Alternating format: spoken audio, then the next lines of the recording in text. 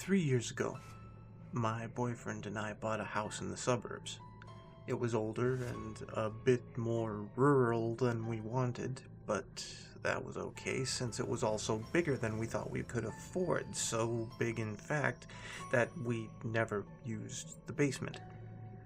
In fact, we'd never even opened the basement door because the previous owner told us that it wasn't safe down there.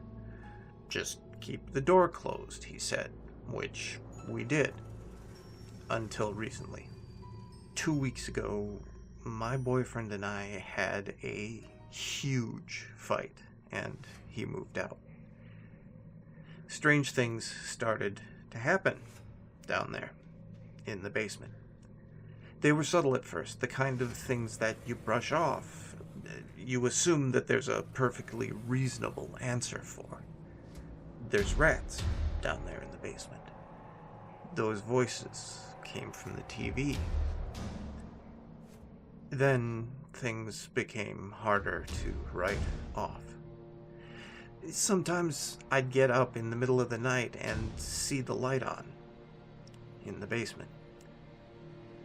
The crack under the door was just wide enough to let the light through, but it would be off the next time I saw it. I never opened the door because, of course rats can't turn lights on. Then, one day, I heard knocking. There was someone there knocking on the other side of the basement door. God, I was so scared.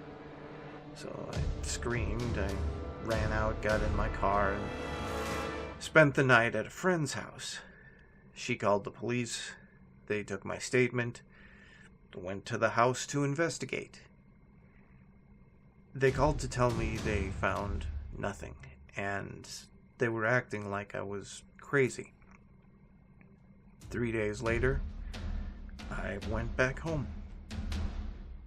The first thing I noticed when I returned was that the police had left the basement door open. And again, I was so scared.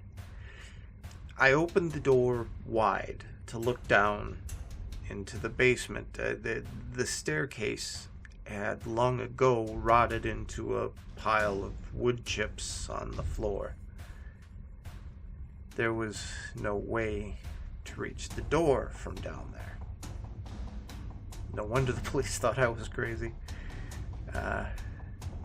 Closed the door and went to bed. But I locked my bedroom door. I awoke to more knocking, this time on the door to my bedroom. Whatever it was out of the basement now. I hid under the sheets and I cried myself back to sleep.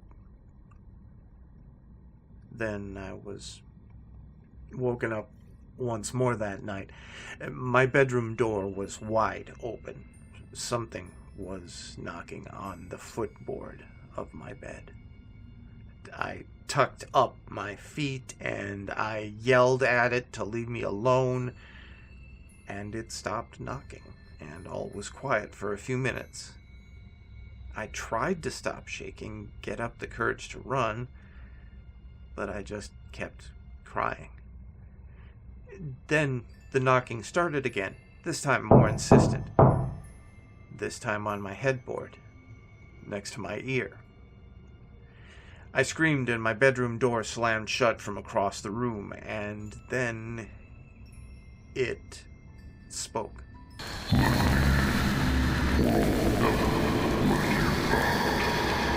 I jumped and I ran to the bedroom door. It wouldn't open. I screamed. I pounded on the door. I heard the knocking inside my head. And this time it was deafening. Please, stop. Just let me out. You can come in. Just please let me out. And again, the knocking stopped.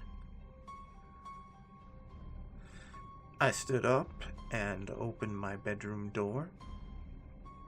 I went to the kitchen, made myself a turkey sandwich. I don't live at that house anymore, but I hear the new owners They're not having any problems there. I don't hear the knocking at my new house, though. Sometimes I wonder where it went, but that doesn't bother me for too long. I'm too busy burying pieces of my new neighbors in the backyard. They begged me to stop, too. Life is funny like that. I know they say that sometimes someone who's abused will become an abuser, but damn, that's carrying it to a whole new level. Stay scary, wildlings, and make the most of your nights.